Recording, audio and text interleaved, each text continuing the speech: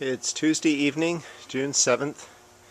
Just got done doing some watering, and it's a beautiful evening.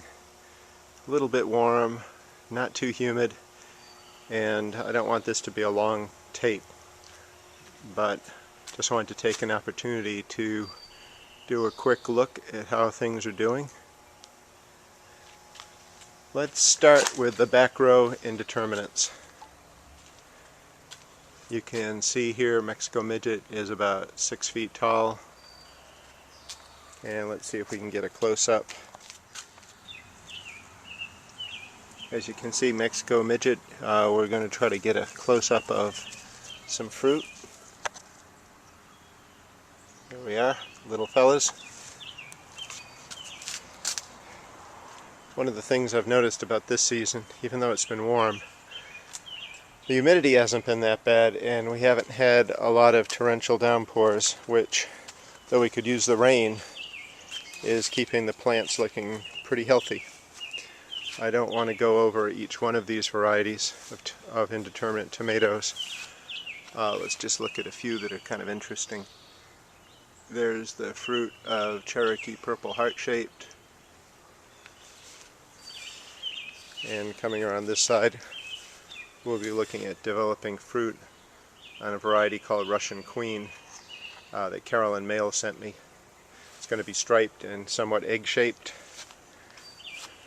This is a nice blossom cluster forming on Brandywine that I saved in 1995, and it has set fruit.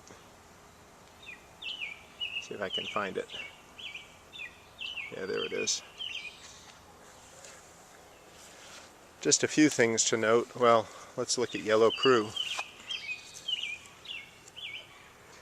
It's a fruit forming nicely, and some blossom clusters.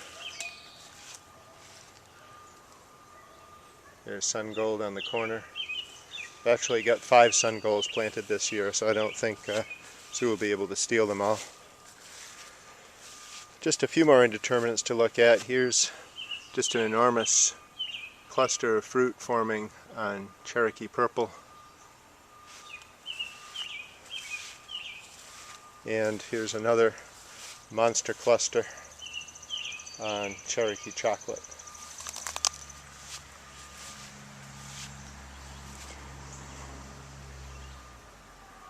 And the last one to look at is the variety Surprise. You'll see a fruit formed in there. This is the one that has foliage that will turn yellowish. The fruit are actually pretty good.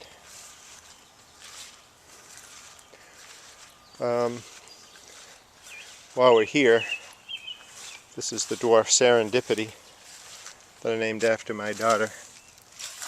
And let's see if we can get the best angle. There's a developing tomato in there, and it does have stripes. Not quite as round as I had anticipated, but we're still doing selecting. If we want to look at some hot peppers, this is a variety called Purple Flash that has spectacular foliage. There's Fish with its white and green variegated foliage. Prettier, sorry, this is Pretty in Purple from Johnny's.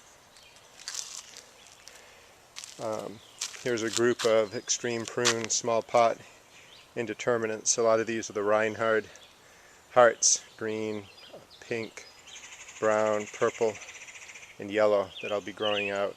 And I'll grow these till 1 or 2 trusses set, and then I'll prune them hard. Step over to the eggplant, and doing some dehybridization here, so there's a variety of leaf shapes and colors.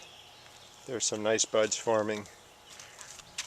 Here's one that's on a Casper selection. And then we'll look at, just from a distance, this row of dwarfs.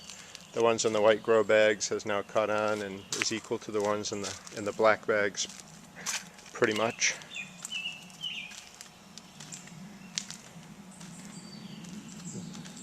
Let's look at just a quick look at a fruit on this one. This is a tasty brown selection from Vince in California. There's several of us on Tomatoville growing it, and there's a fruit.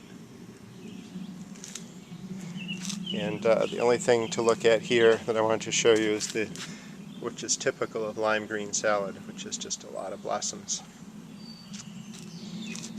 The double row of sweet peppers here, they're looking really well. They've kicked in and are growing beyond the grow bags now. Here's a curiosity.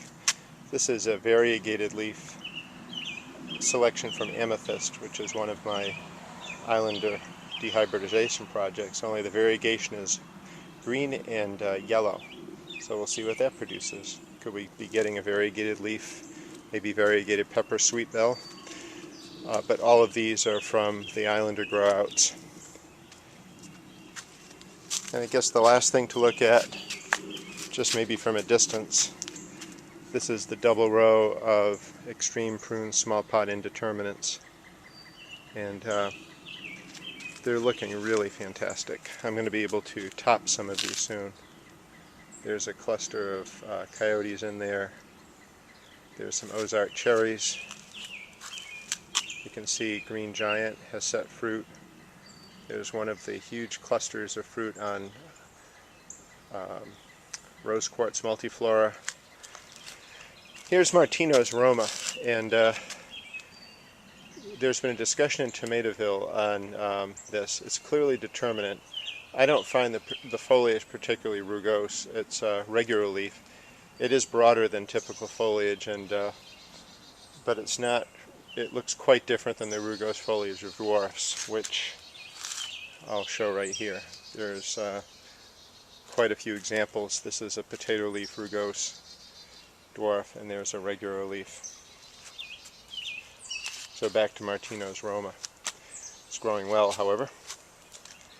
And you see we've got lots of flowers everywhere. And once these set fruit on the first or second truss, they get chopped. My only disease issue right now, a Casey's Pure Yellow I was growing, had problems at the growing tip. So I'm not sure what the problem is with this, but I topped it, and we'll see if we can get side shoots to develop. And there is a later saving of the variety Surprise, the potato leaf yellow foliage variety that looks like it's ready to set some monster fruit. So very pleased with this season so far. I'll be happiest when we start getting some tomatoes to eat. Bye-bye.